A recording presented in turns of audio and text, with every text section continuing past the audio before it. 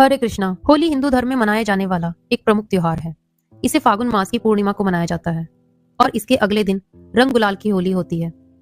इससे एक दिन पहले मुख्य होली का त्योहार मनाया जाता है, जिसे होलिका दहन भी कहते हैं। सुबह के समय लोग वहां जाकर पूजा करते हैं, जहां रात में होलिका दहन होना होता है और रात में धूमधाम से होलिका दहन किया जाता है। होली की पौराणिक कथा सतयुग के दैत्यराज हिरण्यकश्यप और उसके पुत्र भक्त प्रहलाद से जुड़ी है। एक समय महर्षि कश्यप और दक्ष पुत्री दीति का पुत्र हिरण्यकश्यप महेंद्राचल पर्वत पर ब्रह्मा जी की घोर तपस्या करने के लिए चला गया। तभी इंद्र और देवताओं ने मिलकर हिरण्यकश्यप के राज्य पर आक्रमण कर दिया और उन्हें राज्य विहीन कर दिया। दैत्य इस युद्ध में पराजित हो गए और पाताल लोक में जाकर छिप गए। इंद्र हिरण्यकश्यप की पत्नी कयादु को बंदी बनाकर अपने साथ ले जाने लगे। तभी रास्ते में देवऋषि नारद से भेंट हुई।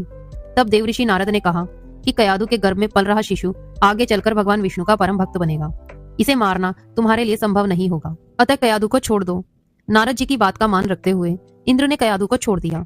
नारद जी कयादु को अपने आश्रम में ले आए और कयादु से कहा, पुत्री, जब तक तुम्हारा पति हिरण्यकश्यप अपनी तपस्या पूरी करके आए तुम यहाँ आराम से रहो। कयादु आश्रम में नारद जी के सुंदर वचनों का लाभ लेती और सुखपूर्वक रहती, जिसका गर्भ में पल रहे शिशु पर गहरा प्रभाव पड़ा। भगवान विष्णु के नाम का जाप कयादु और उसके होने वाले बच्चे के कानों में सदैव पड़ता रहता था।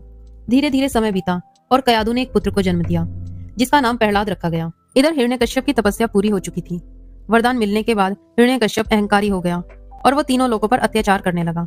कुछ समय पश्चात प्रहलाद शिक्षा ग्रहण करने गए तो वहां भी वो श्री हरि के नाम का ही स्मरण करते। जब यह बात हिरण्यकश्यप को पता चली तो वो क्रोध में आ गया। हिरण्यकश्यप ने प्रहलाद को मारने का आदेश दे दिया। सैनिकों ने प्रहलाद को अनेक प्रकार से मारने का प्रयत्न किया, परंतु सभी प्रयास श्री हरि की कृपा से असफल हो जाते। हिरण्यकश्यप ने प्रहलाद के हाथ पैर बांधकर समुद्र में फेंकवाया, विषैले सांपों से कटवाया, पर्वत शिखर से गिराया, पर भगवान विष्णु की कृपा से प्रहलाद को कुछ भी नहीं हुआ। विष का भोजन खाने पर भी प्रहलाद को कुछ नहीं हुआ। प्रहलाद को मारने के सब प्रयास विफल हो गए। एक दिन हिरण्यकश्यप इसी चिंता में डूबा हुआ था।